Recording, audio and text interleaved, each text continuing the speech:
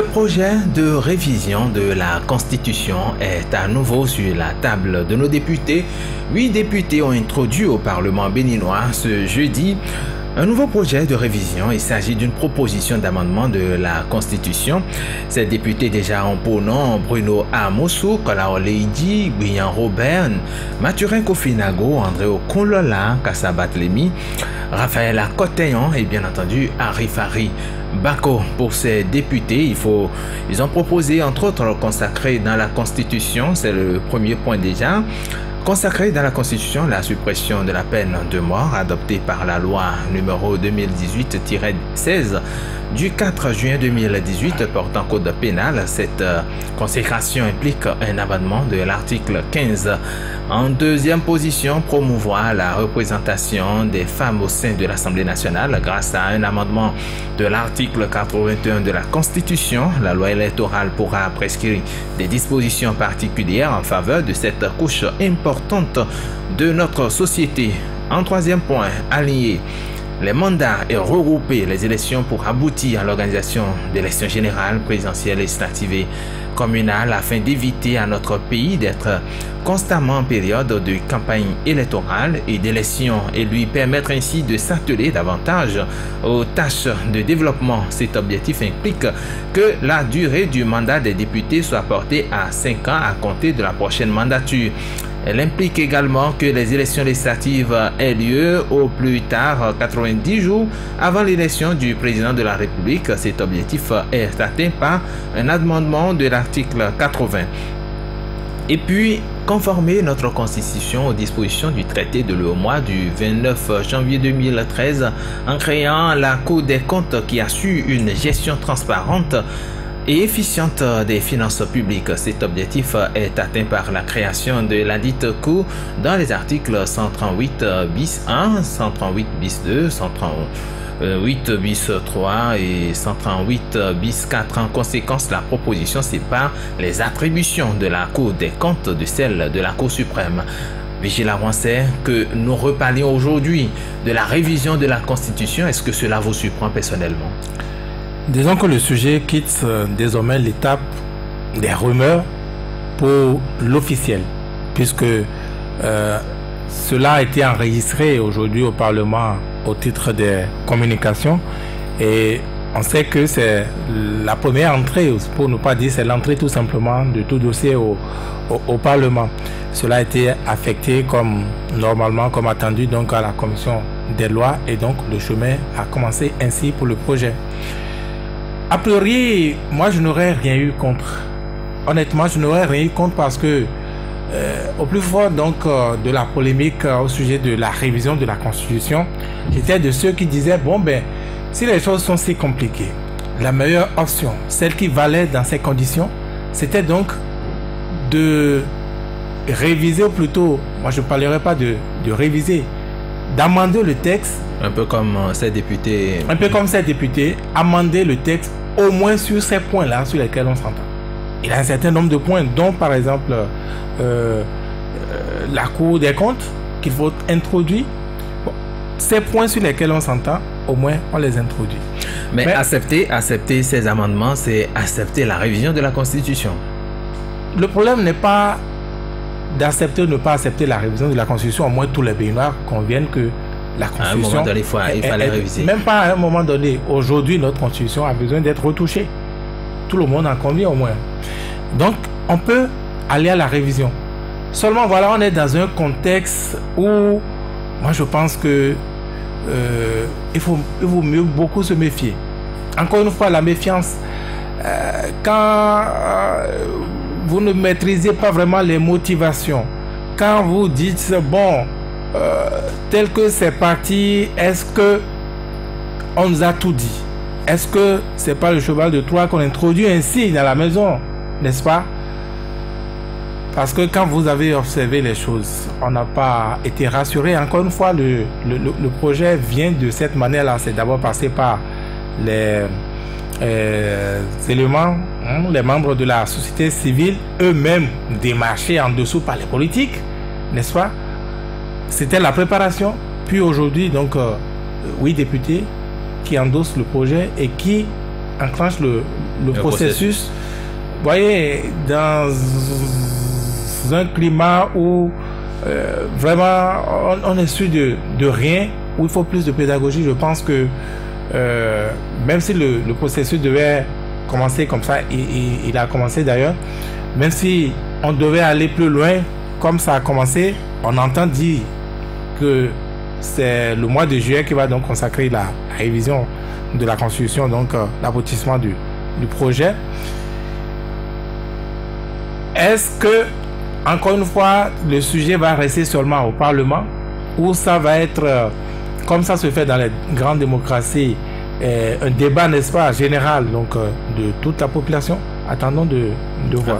C'est très important. Patrice Avala, votre homo, Patrice, notre président, le président Patrice Talon, ne démord pas. Il donne la preuve qu'il est effectivement un compétiteur né. Compétiteur né, je ne sais pas ce que vous mettez dedans. Oui, mais le projet, à un moment donné, a échoué, mais puisqu'il tenait à réviser la Constitution, tout au moins sur certains aspects, le projet est revenu aujourd'hui, puisqu'on a constaté les 8 députés qui ont porté ce projet ou ces amendements, si nous devrions quand même se référer à leur thème. Les 8 députés sont du bloc de la majorité parlementaire ou de la majorité présidentielle. Et je crois que l'initiative vient de ces 8 députés-là. Parce que au détour d'une émission, au lendemain même du rejet de ce projet par les honorables députés à l'Assemblée nationale, le chef de l'État, Patrice Talon, a bien dit qu'il range désormais cette affaire au placard et qu'on n'en parlera plus. Donc, je ne voudrais pas croire qu'il serait celui-là même qui est l'instigateur de cette initiative prise par 8 députés à l'Assemblée nationale. Ce qu'il est important de souligner, nous sommes en train de préparer une nouvelle république et nous allons au cours du temps alors donner raison à ceux-là qui ont pensé à un moment donné, quelqu'un a dit que le président Patrice Talon fera 12 ans, un autre toujours de ce bloc est venu nous dire que le président Patrice Talon va faire 10 ans.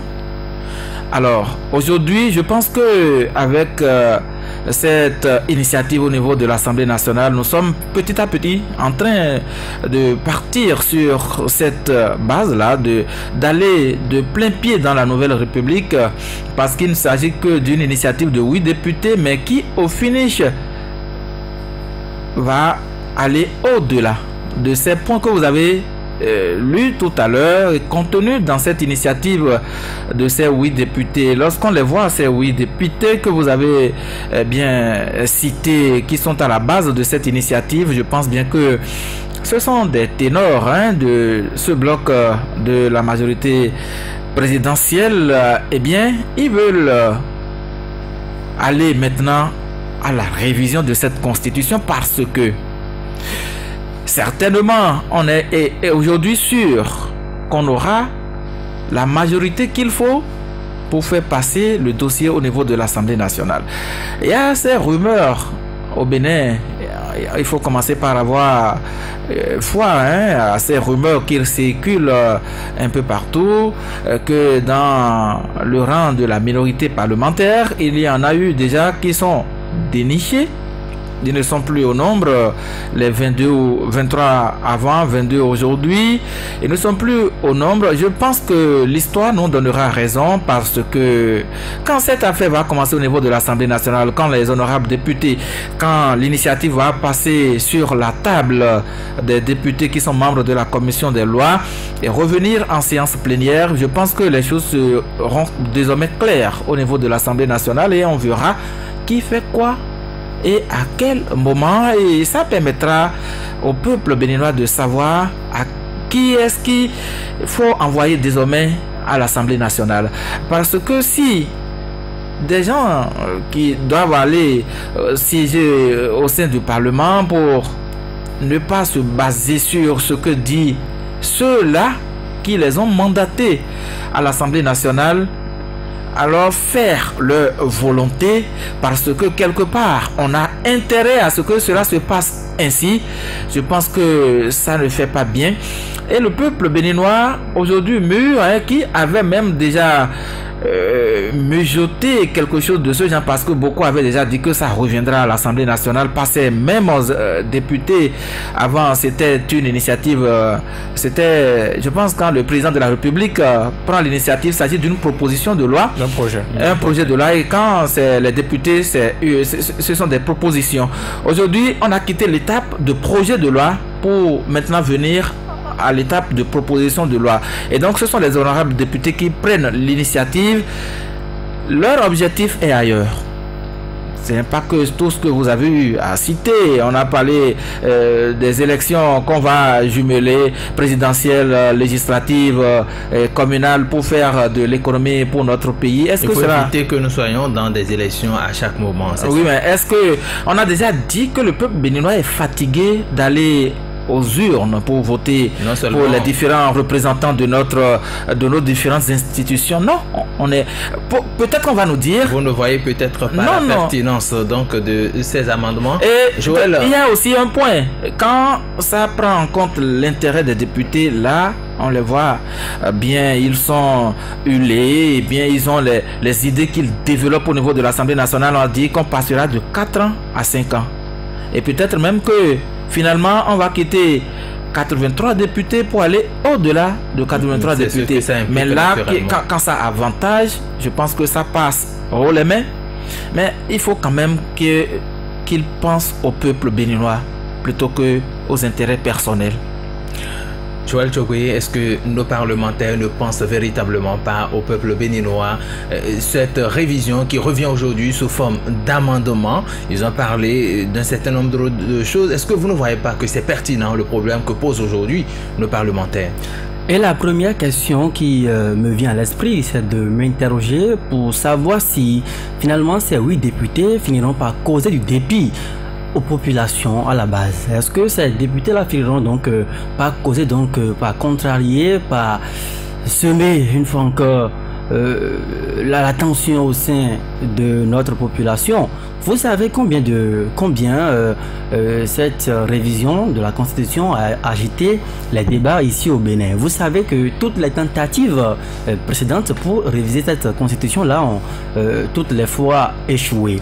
Échoué justement parce que la démarche qui entoure le processus, cette démarche-là contient donc des impairs. Et finalement, les acteurs politiques qui doivent s'entendre sur l'essentiel et en harmonie avec les populations, il y a point de discorde et puis on n'arrive jamais à percer donc l'abcès. Maintenant, point pertinent, je trouve que sur des points essentiels, on peut se mettre d'accord. Quand on parle par exemple d'inscrire dans la Constitution la suppression de la peine de mort, il faut le dire. Si nous avons pu communier la peine de mort au Bénin dans nos textes réglementaires, pourquoi pas l'inscrire au niveau de la Constitution? Maintenant, les Béninois qui sont constamment appelés à aller aux urnes. Pratiquement c'est un cycle. Chaque 2 ans, chaque 3 ans, on doit quand même se rendre aux urnes. Sur la question vue de façon superficielle, on peut se mettre d'accord pour dire, évidemment, et je l'ai toujours dit, lorsque un chef d'État est élu et que il doit continuer, il doit en même temps se mettre dans une bataille pour contrôler le Parlement, une élection qui doit être organisée 1 an peut-être après son arrivée, comme ce fut le cas par exemple en 2006 où Boni Yahi avait déjà la législative en 2007. Et nous avons vu ce qui s'est passé par la suite. Et ça va revenir encore 2019 et encore là. Et nous savons déjà les tractations politiques qui sont dans l'ombre, qui se formatent dans l'ombre pour contrôler le Parlement. Donc, où se trouvent les questions de développement? Ça pose véritablement un problème. Donc sur les questions de forme, on peut s'entendre, mais c'est l'intention et la démarche qui peuvent faire objet de débat. Aujourd'hui, il est clair que, pour reprendre l'expression, les députés veulent faire opérer une révision chirurgicale, comme on le dit, des amendements ciblés sur des points précis.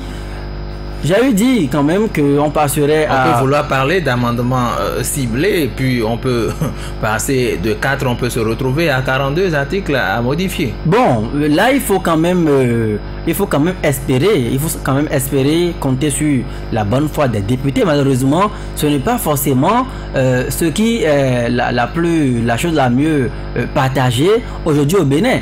Parce que les acteurs politiques ont tout le temps travaillé pour éroder le capital confiance qu'on devrait placer en eux. Ce qui fait aujourd'hui que même si l'intention qui sous-tend cette initiative-là, cette proposition de révision de la Constitution, si même l'intention elle est noble, aujourd'hui, compte tenu d'un certain acte qui ont été observés par le passé, compte tenu des jeux de dupes qui ont été observés par le passé, compte tenu des tentatives pour glisser certaines dispositions par des subtilités bizarres dans la Constitution, compte tenu de tout cela, aujourd'hui, la méfiance, la suspicion gagnent donc du terrain et je ne trouve pas, en l'état actuel de la question, je ne trouve pas par quelle alchimie les porteurs de ce projet-là pourront arriver à convaincre leurs pairs, pourront arriver à faire passer dans l'opinion publique les points inscrits donc dans cette proposition de loi.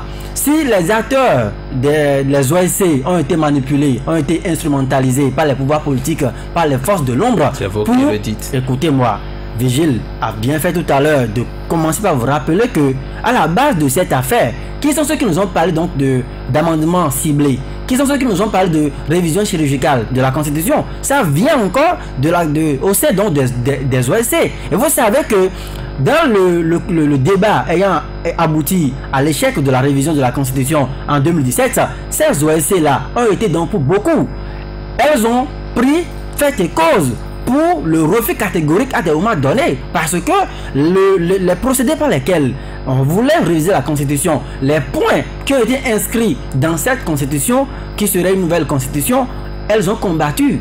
Ces OSC-là, elles ont combattu ce projet-là. Aujourd'hui, ce sont elles qui reviennent à la charge pour nous dire il faut des amendements ciblés, il faut donc une révision chirurgicale. Maintenant, quand elles vont se mettre dans ce jeu-là, même si je présume qu'elles ne sont pas instrumentalisées, elles ne sont pas domestiquées par les forces de l'ombre dans le camp de l'opposition ou bien dans le camp de la mouvance, qu'est-ce qui nous rassure aujourd'hui que à l'aune de cette révision, que comme vous le dites bien, on ne va pas glisser d'autres dispositions dedans, on ne va pas donc aller au-delà des points qu'on nous a présentés.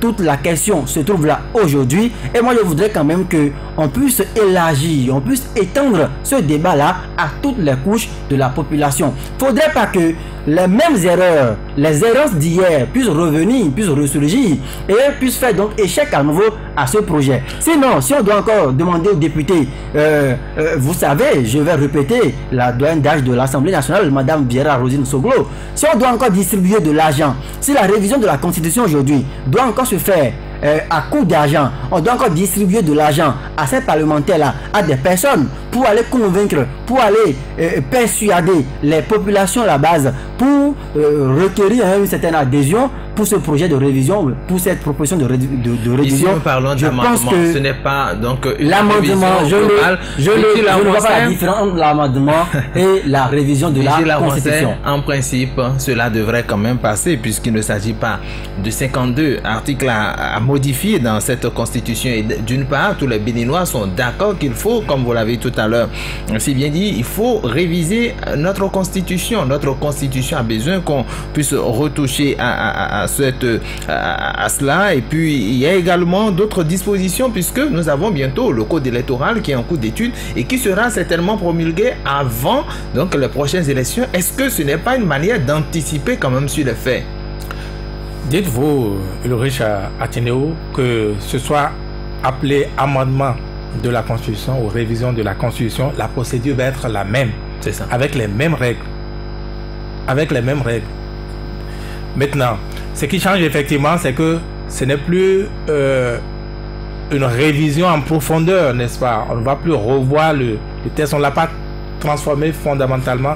Voilà, comme c'était c'est juste pour actualiser certaines choses. Allons d'abord, qu'est-ce qui a changé par rapport au projet qui a échoué donc le 4 avril 2017? Qu'est-ce qui a changé aujourd'hui?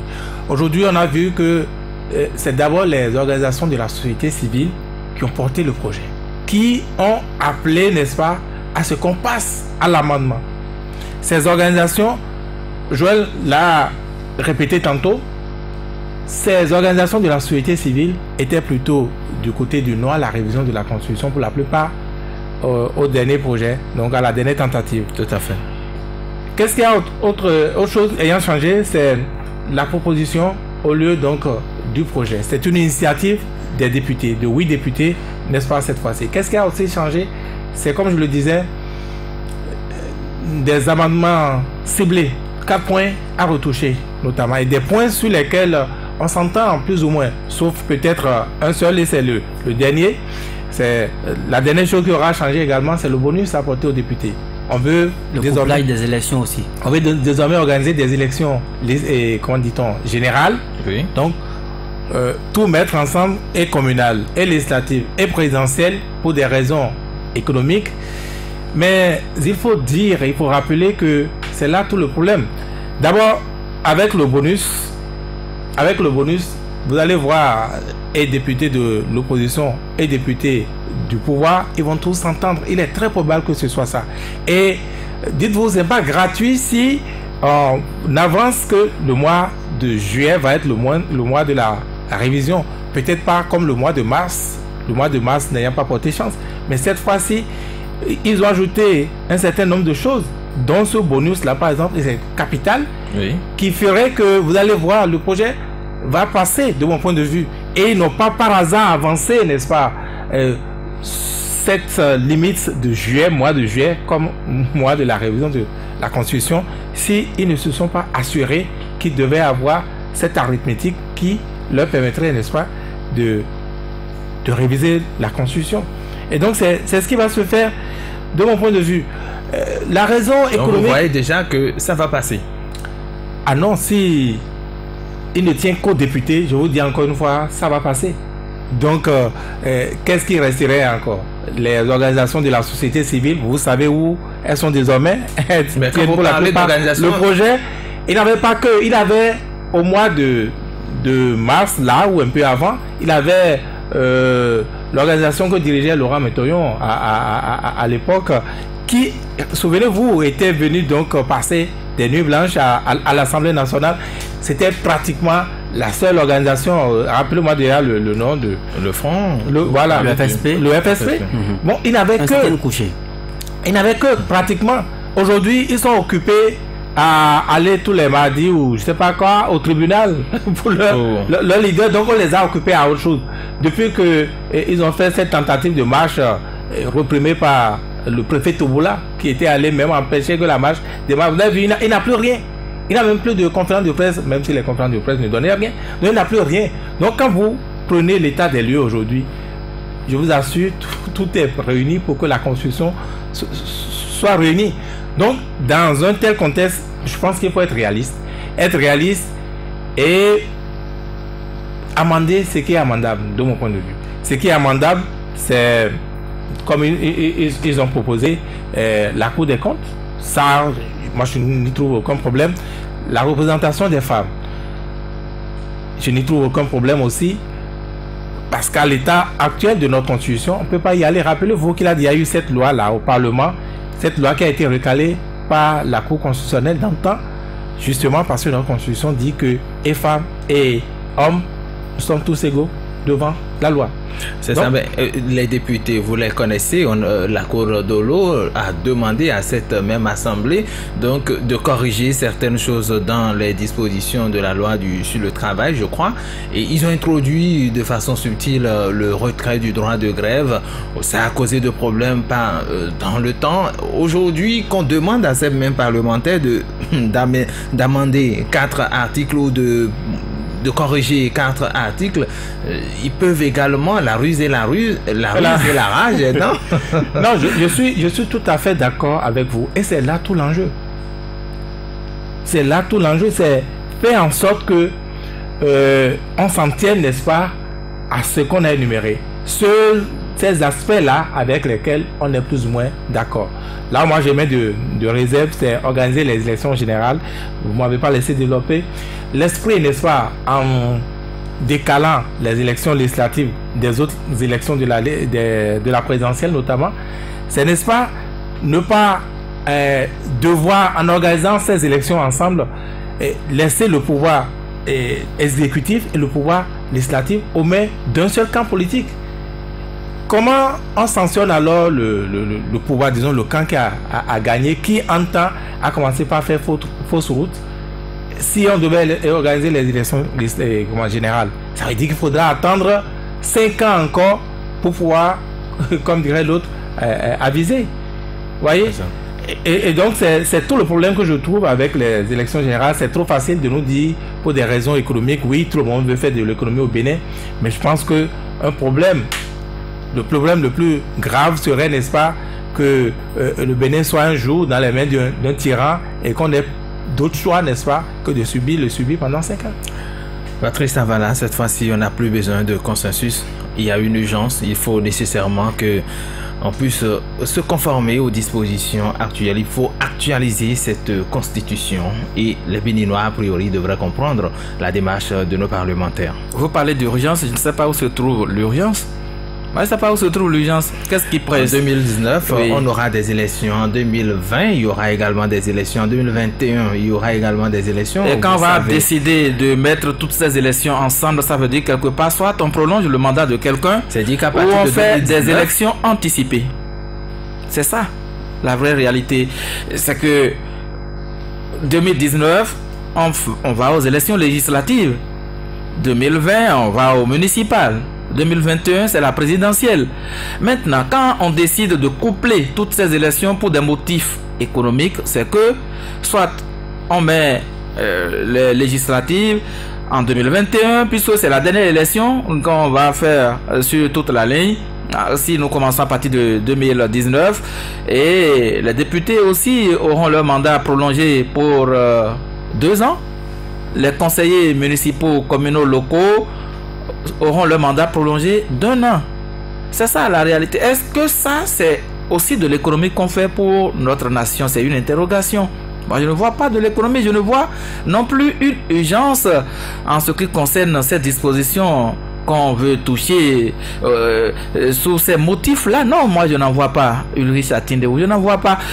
En réalité, ce qui porte ces propositions d'amendement, comme vous voulez qu'on l'appelle, et d'ailleurs c'est le nom qu'on donne à cela de l'autre côté de l'Assemblée nationale, oui. Mais il ne faut pas qu'on nous cache qu'il s'agit également d'une révision de la Constitution. Ce sont des articles de notre Constitution qui sont touchés, et en tant que tel, il s'agit d'une révision de la Constitution, peut-être une révision voilée, sous des thèmes d'amendement. Une révision chirurgicale. Chirurgicale ou tout ce que vous voulez. Révision chirurgicale. Révision, c'est révision. Et lorsqu'on va commencer cette affaire lorsqu'on va commencer les études et examens au niveau de l'Assemblée nationale, vous l'avez dit, avec toutes les subtilités qu'on connaît à nos hommes politiques, je pense bien qu'on ira au-delà. On est là, on verra bien. On ira au-delà. Parce que l'histoire nous donne aujourd'hui raison que lorsqu'on commence quelque part, on trouve toutes les manigances pour introduire. On dit, bon, mais on est en train de travailler pour le peuple, mais au finish, ça n'arrange que soi. Ce sont les hommes politiques qui bénéficient en premier de cette disposition qu'on cherche à introduire dans notre loi fondamentale. On dit que tous, on est unanime aujourd'hui qu'il y a des dispositions, des articles dans la loi fondamentale de notre pays qu'il faut qu'on touche pour coller à la réalité. Mais lorsqu'on proclame la ruse et la rage au sommet de l'État, qu'est-ce que vous voulez? Qu'on se laisse faire? On ne peut pas se laisser faire. Et pour ne pas se laisser faire, il faut donc... il faut la veille citoyenne. Et encore que ceux-là qui doivent se mettre dans cette tâche, les organisations de la société civile, sont les premières à porter ces amendements à notre loi fondamentale. Ça veut dire que désormais, le jeu est clair, c'est fait au niveau de l'Assemblée nationale. Parce que si on sort encore ces proposition, on a parlé de 4 articles, d'accord, c'est parce que quelque part on est sûr que maintenant l'ambiance au niveau de l'Assemblée nationale est favorable à cet amendement. C'est parce qu'on est sûr, parce que le politicien, il calcule tout. Il calcule jusqu'au centimètre près, même dans les intentions de ses collègues. Et aujourd'hui, vouloir aller sur ce terrain, c'est même pas vouloir, parce que c'est déjà nous sommes déjà sur le terrain. Sur le terrain. Voilà. On est déjà au niveau de la commission des lois, et quand ça commence à partir de là, je pense que ça reviendra en plénière et finalement on va atteindre là où on veut, l'objectif qu'on s'est fixé. Et c'est parce qu'on est certainement sûr qu'aujourd'hui, avec comment vous appelez, l'ambiance ou bien la configuration, j'allais dire, de l'Assemblée nationale, on a parlé de 60 députés pour le bloc de la majorité présidentielle. Ça ne suffit pas pour avoir le vote de ces amendements, mais certainement on compte sur des pions dans cette minorité aujourd'hui fragilisée, parce qu'on ne les écoute même plus, si ce n'est pas les Guy Mitopé qu'on entend encore, qui adressent des questions orales ou bien des questions écrites au gouvernement. On n'a même pas parfois des réponses. Qui encore se prononce dans cette minorité au niveau de l'Assemblée nationale? Il y a des députés au niveau du Parlement. Joël Tchogwe. Aujourd'hui, effectivement, l'environnement, on dirait, favorable pour ces amendements. Le chef de l'État étant déjà pour la révision de la Constitution, nous avons une majorité au Parlement. Aujourd'hui, il y a la Cour constitutionnelle qui est là, un ancien ministre de la Justice qui se retrouve à la tête de cette institution. Je crois que qui passe par l'Assemblée nationale, il faut le préciser. Tout est bien quand même pour laisser quand même aller cette révision entre griffes. Je pense que quand vous jetez un coup d'œil dans le passé, le 8 avril, à l'occasion de cette émission de l'ORTB, vous savez quand même que le chef de l'État sur cette émission disait que désormais que le temps était son allié et qu'il attendrait que l'environnement institutionnel lui soit favorable pour pouvoir peut-être éventuellement envisager une autre tentative de révision de la Constitution.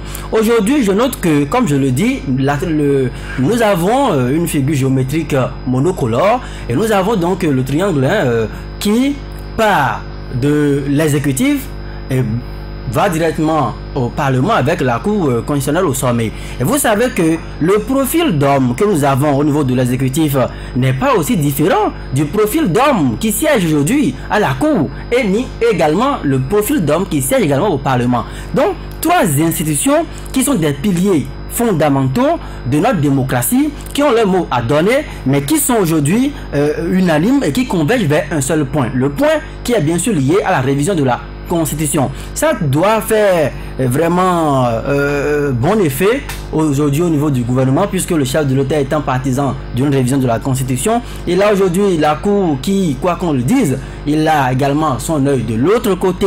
Et vous savez toutes les décisions qui ont commencé par être prises au niveau de cette Cour-là, qui remettent en cause des décisions qui ont été prises par le passé, par la 5e mandature, lesquelles décisions n'étaient pas forcément favorables à l'exécutif en place. Aujourd'hui que nous avons donc ce terrain qui est balisé avec une majorité confortable à l'Assemblée nationale, avec les jeux de débauchage. Et vous savez combien de fois nos hommes politiques, surtout quand on a le pouvoir d'État concentré entre ses mains, vous connaissez la capacité donc de nuisance de ces personnages-là. Donc, moi, je ne vois pas forcément qu'aujourd'hui, je ne vois pas forcément qu'aujourd'hui, le débat puisse descendre vers la pauvre dame. Encore que je vais répéter le professeur Joseph Diagbenu qui disait que même s'il faut changer une seule virgule de notre constitution, il fallait demander l'avis de la dame qui vendait à Tabo TV pour boire de la voix. Aujourd'hui, est-ce que ce débat qui se mène à l'Assemblée nationale, est-ce qu'on va étendre ce débat? C'est là, moi, ma préoccupation. Je ne parle pas des politiciens qui veulent allonger leur mandat. Je ne veux pas parler donc des politiciens qui ont déjà tellement joui du système démocratique de notre pays. Je ne veux pas également parler d'un chef d'État, d'un président de la Cour constitutionnelle ou bien d'un président du Parlement qui, eux, ont déjà donc tout eu dans la vie, qui ont déjà tout gagné avec l'État béninois. Je ne parle pas de ces personnes-là. Je pense aux citoyens qui se trouve quelque part à Adon, dans la commune d'Atiémé, et qui ne veut que la paix pour continuer. Et vous savez que partout ça a été fait comme ça. Prenons l'exemple de la RDC aujourd'hui. Lorsque les élections ne sont pas organisées, l'exemple donc d'autres pays, on a cet exemple-là aujourd'hui. Lorsque les élections ne sont pas organisées à bonne date, et qu'on commence par repousser des élections, vous savez ce que ça crée. Et l'espoir, le peuple béninois n'est pas un peuple différent des autres peuples. Ces peuples-là aujourd'hui qui sont dans des conflits armés, des conflits de divers ordres. Le peuple béninois n'est pas un peuple différent de ces peuples-là. La seule chose qui nous différencie de ces peuples-là, c'est quoi? C'est parce que le peuple béninois a l'espoir quand même d'aller à des élections, l'alternance, l'organisation régulière des élections. Et vous voyez aujourd'hui ce qui se passe dans l'opinion. Faites votre sondage. Les gens disent, ceux qui sont quand même mécontents de ce qui se fait actuellement au sommet de l'État, disent nous attendons calmement 2019 pour aller faire un vote sanction. Alors là, si on prive ces personnes-là, je ne suis pas sûr que je n'ai pas les statistiques aujourd'hui pour dire ces personnes-là sont majoritaires et que ceux qui soutiennent le gouvernement sont minoritaires. Je n'en sais rien. Seules les unes pourront aujourd'hui nous départager et puissent déterminer la nouvelle configuration de l'échiquier politique. Mais lorsque on va par des truchements de révision de la Constitution empêcher ces personnes-là de s'exprimer, moi je ne veux pas imaginer la frustration. Et vous savez que l'accumulation de la frustration, ce que ça crée comme dégâts, je ne veux pas espérer cela pour notre pays, le Bénin. C'est pourquoi moi je voudrais que, au-delà donc des intérêts personnels, au-delà donc des visées personnelles, au-delà donc des calculs politiques qu'on pourrait faire à travers donc cette révision chirurgicale ou bien ces amendements-là, qu'on puisse faire l'effort de dépassionner le débat, de permettre aux citoyens également de s'inviter dans le débat et que des groupes constitués qui sont à la solde d'une certaine puissance économique et politique, que ces groupes-là ne puissent pas faire entrave à la paix aujourd'hui qui est au Bénin. Et ça serait donc en cela qu'on serait une démocratie noble, une démocratie qui continue donc de grandir et qui peut toujours faire cas d'école. Joël Tchokwe, je l'ai annoncé au début de cette émission, c'est vrai qu'on n'aura peut-être pas beaucoup de choses à dire par rapport à ce sujet, on pourrait revenir demain par rapport à cette actualité, mais déjà on me signale, on veut quand même l'information, on me signale que Alilatou Draman, notre envoyé à la Cour constitutionnelle, est en ligne. Alilatou, bonsoir. Bonsoir à vous, Idrissa Tidéo, et bonsoir aux auditeurs. Vous étiez tout à l'heure à la Cour constitutionnelle, je le disais, 14 recours dont 12 ont été examinés aujourd'hui par les 7 sages de la Cour constitutionnelle. Qu'est-ce qu'on peut déjà retenir? Exactement, ce soir, comme on s'y attendait, les 7 sages, en présence du président, ont délibéré. On peut retenir essentiellement que certains dossiers ont été rejetés, d'autres ont été... La Cour s'est déclarée incompétente pour d'autres et d'autres ont été déclarés irrecevables. En ce qui concerne essentiellement le dossier sur le retrait du droit de grève, dont 2 requérants avaient introduit un recours en interprétation des décisions, la Cour a décidé que les décisions sont conformes à la Constitution. Donc le retrait du droit de grève pour les agents du secteur de la justice, de la santé, de la police républicaine et des enseignants sont conformes, la décision plutôt est conforme à la Constitution. Donc essentiellement c'est ce qu'on peut retenir de l'audience publique de ce soir. Merci à vous, Alilatou Draman. On espère que vous allez nous revenir. On aura un peu plus d'autres informations. Vigile avancé, il y a eu plus de peur que de mal. On peut dire ça. Non, ben peut-être parce que beaucoup se disaient pourquoi autant de revirements ou pourquoi il y a autant de recours sous l'ère Djogbenou pour remettre en cause tout ce qui a été fait sous Olo. Bon, je pense qu'il faut attendre pour revenir tranquillement sur le sujet pour ne pas vendanger les sujets. Justement, moi, je vais revenir, si vous le permettez, sur l'Assemblée nationale, l'amendement donc de notre Constitution, pour dire qu'il y a un certain nombre de choses qu'il faudrait qu'on prenne en compte de mon point de vue.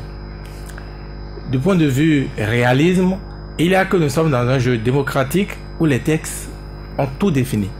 Si le pouvoir et ceux qui veulent que la Constitution soit aujourd'hui révisée, si ils ont l'arithmétique qu'il faut, n'est-ce pas, pour réviser la Constitution. Et je l'ai dit tantôt, avec ce bonus, n'est-ce pas, apporté au mandat des députés, il est très probable que ce soit le cas. S'ils l'ont, même la rue, le bruit de la rue, si les députés veulent être sourds, ils le feront et ils auront certainement la légalité, comme on dit, avec eux. Peut-être pas la légitimité, mais ça reste un autre devoir. De deux, il est à déplorer dans ce débat que, comme je l'ai dit tantôt, il y a comme un challenge personnel que prend le chef de l'État à travers donc ce qui se passe. J'ai dit, moi, compétiteur né, que je vais réviser la Constitution et quel que soit ce qui adviendra, je réviserai la Constitution. Même si je n'arrive pas à renvoyer mon projet tel que je l'avais envoyé dans le temps à l'Assemblée nationale, qu'il a échoué, mais je toucherai la Constitution quand même et je réviserai, je toucherai quand même et je le ferai. J'ai l'impression que c'est un challenge personnel qui se joue actuellement et c'est dommage qu'on ramène le débat, le destin de tout un pays à cela. Mais en même temps, je dis encore une fois, en politique, c'est aussi du réalisme. Si les politiciens constatent aujourd'hui que même la pression, je l'ai dit aussi, a été handicapée notamment donc de ces éléments de la société civile qui ont été commis pour paradoxalement soutenir le projet en l'état. Si c'est le cas, ben, je pense qu'il faut, comme on dit, aller devoir ramasser le reste, n'est-ce pas, des bagages tombés. Merci beaucoup à vous, vigiles à Roncey. Nous allons nous arrêter là ce soir. Nous allons nous retrouver certainement demain pour un autre numéro d'Intégral. Merci à vous, Patrice Savala. Merci également à Joël Tchogwe à la mise en onde. Mohamed Léamidi, bonsoir chez vous. Dans quelques minutes, vous aurez le grand format de l'actualité, le journal de 20h, la deuxième grande édition.